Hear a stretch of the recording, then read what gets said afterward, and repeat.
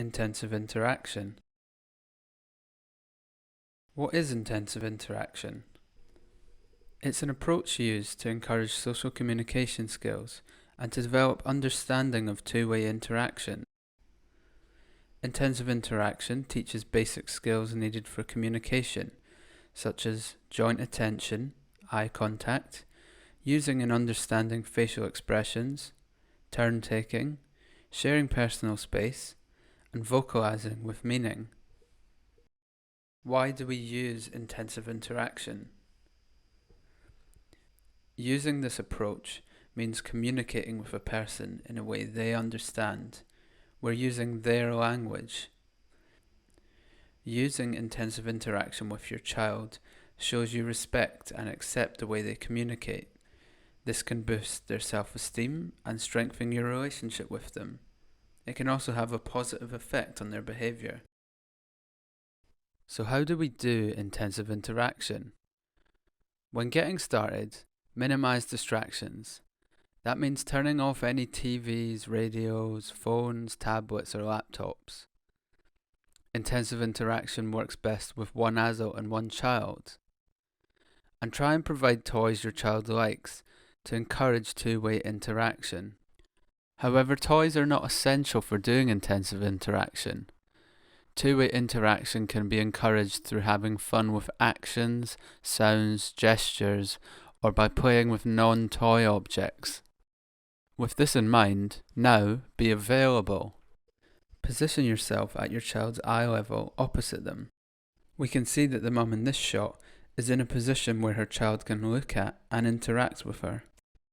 Alternatively, if your child is lying down, then join them, as we can see this mum is doing. And if you can't get down to your child, bring them up to you.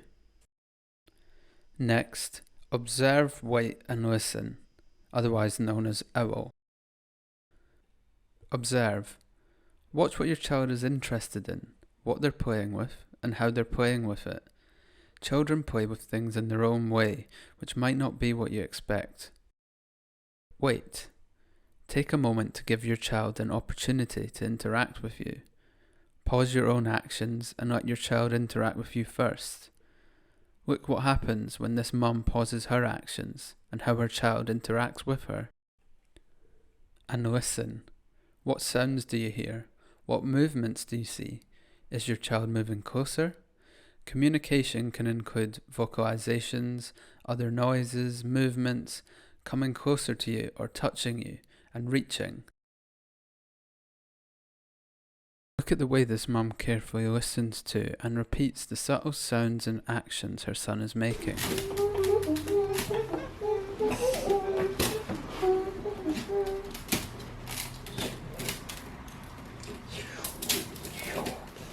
This leads us on to follow.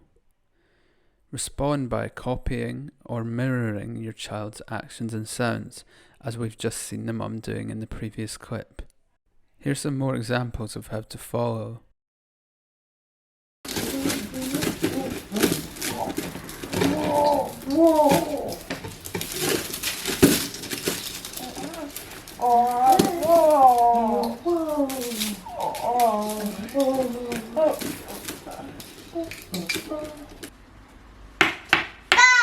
Tap. Tap, tap, tap.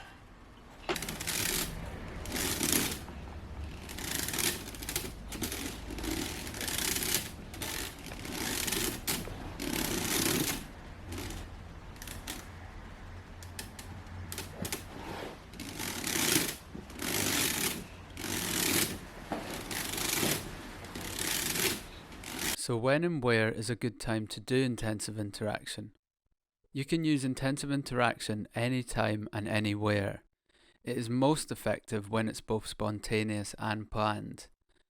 Try and take advantage of moments as they happen, during daily routines, calm and quiet moments, and when your child is already interacting with you. Also set aside some time every day, after nursery, after a nap, or when your other children are asleep or occupied. Plan to give your full attention to your child, and remember, a few minutes is long enough. If it feels like intensive interaction isn't working, or if your child doesn't like what you're doing, respond to what they are communicating. Maybe you're too close, maybe now isn't the right time, or maybe they'd rather you had your own toys. If it doesn't feel like your child is responding, try doing less. Go back to OWL and see what you notice. If your child is highly active, join in. You can move around with them. And if your child doesn't want to stay for long or keeps moving away, increase the distance. This way they can feel more comfortable sharing the space with you. Remember, you are the expert on your child, so do what comes naturally. Let go of any expectations of yourself or your child. Just enjoy being together and building a connection.